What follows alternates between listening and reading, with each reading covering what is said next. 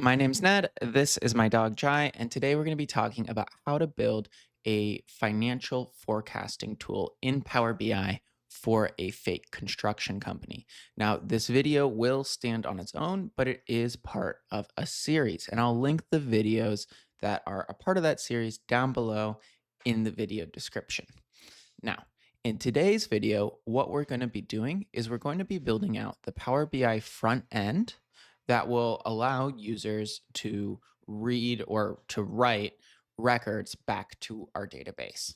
Now, in the previous videos, we have actually built that database, and then we've also written the Python code that will do the actual writing. Today, we're connecting that Python code to Microsoft Power BI. So that way, from Power BI, you can call the Python function, which will then call to the database. Now, if you enjoy this type of content, we are currently on our way to 5,000 subscribers. I would appreciate it. Jai would appreciate it. If you're not subscribed, if you could hit that subscribe button right now. All right, let's jump in. So first things first, I'm going to start out in my simple Power BI template. And this is a template that I, again, will link down in the video description, but it's essentially just a white background with like a help button. It's just kind of a good starting place for me. If you notice, I already have a table in here, so I'm going to go ahead and I'm going to delete that. So I'm going to hit this delete button. Then I am going to go connect to the Direct Lake data model that is sitting on top of our Microsoft Fabric data warehouse, which again, if you want to learn how to do that, the video or how to create that data warehouse, the video is linked down below. So I'm going to click this One Lake button right here, and then I am going to select this financial forecasting data model, which is what I built. And I'm going to go ahead and I'm going to hit connect. Now, this is going to take kind of a hot second to load, but while it's loading, just know that what we're going to also have to do is we're also going to go ahead and we're going to have to open up our Microsoft Fabric portal. So let's go to Microsoft Fabric, and I'm navigating there off screen. So give me 1 second. And I'm hitting the sign in button. So here we are in Microsoft Fabric, logging into my Microsoft Fabric account, and then going over here and going into the workspace where we're building all this stuff. Now, if I click this semantic model, which is the one that we just connected to, this financial forecasting data model, and then I go over here into open data model, what you'll then see is here's the data model, and then here is this table KPIs where I have a placeholder. I am going to go ahead and I'm going to create a secondary kind of fake calculated table here. So I'm going to copy this, and then I'm going to go new table. And this new table is going to be called internal functions, right? And this is where we're going to store the measures that are going to actually do the reading and the writing. So I'm going to click that. It's going to go ahead and it's going to create this function right here. And if I go back now to my Microsoft Power BI and I give it a quick refresh, I believe I should see internal functions pop up, and right there, there it is. So why are we doing this? Well, if you remember, here is the Python functions that we wrote in the earlier video that is going to actually write and save our budget. And as you can see, this Python function takes an input of an account ID, a fiscal period, int ID, a department ID, and then the actual value that we want to save. If we go back into our internal functions table right here, what we need to do is we need to write some DAX measures that return the current selected account, the current selected fiscal period ID, and the current selected department ID. So that way we can save them, or we can basically pass them back into this function.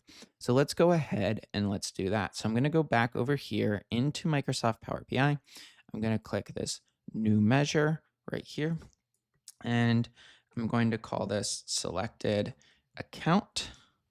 Right, and right here, I'm going to go equals selected value, right? and then we'll go account ID.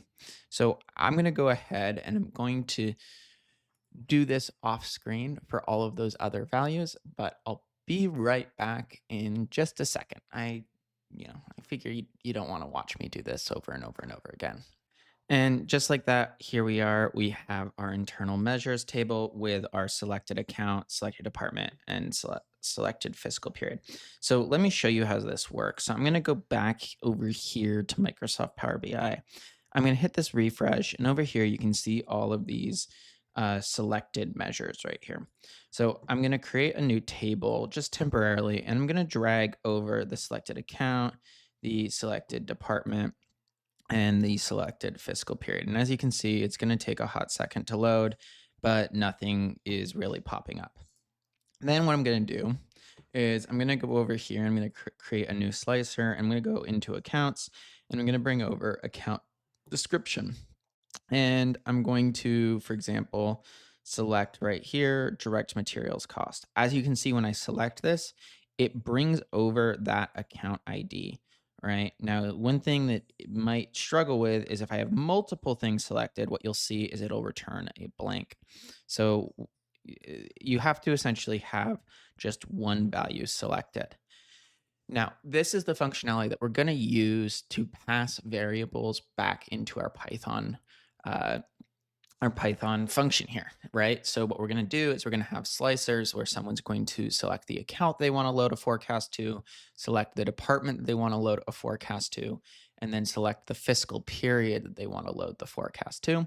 And then they'll have a box where they'll enter in a value for what that forecast is, right? So let's go back over here and let's start to clean this up a little bit. So I'm going to go into this right here. I'm going to go into this slicer settings. I'm going to change it from a vertical list to a drop down. And so there's our account. I'm going to go over here to title. So let's search for text, and we'll change this away from account description to account. So that's looking pretty good. And then I will copy this. I will bring over fiscal period description. So let's go, where are you? Fiscal calendar. And we'll go right here to fiscal period. And then I will change this to fiscal period. And I'm also going to bring over fiscal year actually above this. So that way, right, if we have multiple fiscal years, you'll see that we'll have multiple fiscal periods coming in. On this really quick, and I forgot that I was going to do this, I'm going to change this to single select. So I'm going to turn that on, and then I'm going to turn this also on for single select. And then I'm getting the blank values because of Power BI expanded tables. So I'm just going to go advanced filtering contains values, is not blank right there. And I'll apply that and then lock this.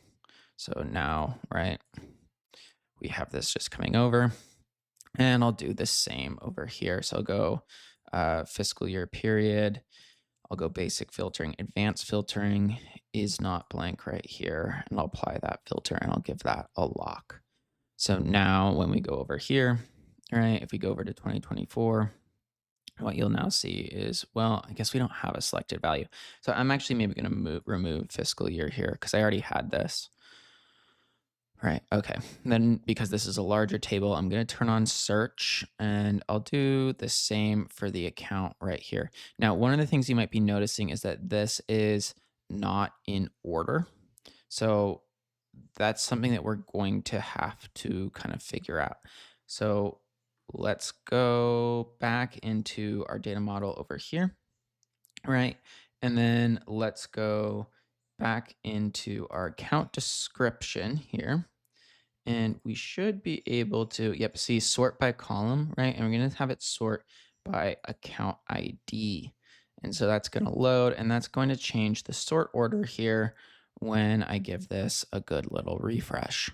So if we go back over here, what you'll now see is that we now have new contracts, work in progress, change orders, direct material costs, labor, construction. Now, one of the things that we're going to want to do right here is, it's not clear if these are revenue accounts or if these are expense accounts.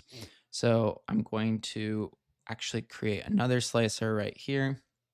And we're going to have to figure out, right? Because we've got a COGS flag that when we go right here, if I go COGS flag, yes. So here's all of our cost of goods, right? Versus if I go over here and I go income flag, right? Here's all of our income accounts that we can forecast for. So we got to figure that one out. And so after a little bit of thinking, what I think the best course of action to do is actually to modify the table in our Microsoft Fabric data warehouse. So the way I did that was I executed this alter statement right here. So I just added a new column called account type. And then I updated it to either an income or expense. So here you can see we have either an income or expense table. I then needed to move back into our semantic model, go over here to edit tables, and then just hit this little refresh schema button. And just like that, it picked up on our new column right here, which then meant that I can move back into Power BI and I could refresh it and I can now have an account type.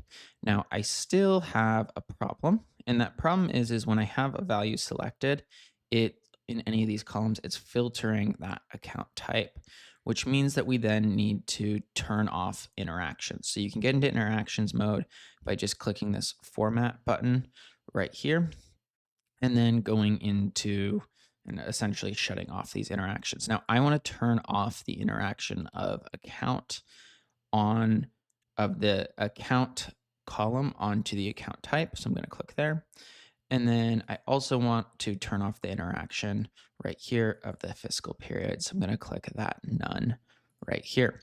So now I should have both an income and an expense. And when I select that, as you can see, it's filtering down my account right here. Now, I also want to turn off the interaction of account onto account fiscal period, right? So I'm going to switch that off because I don't want this account type to be filtering down this the fiscal period that I can select.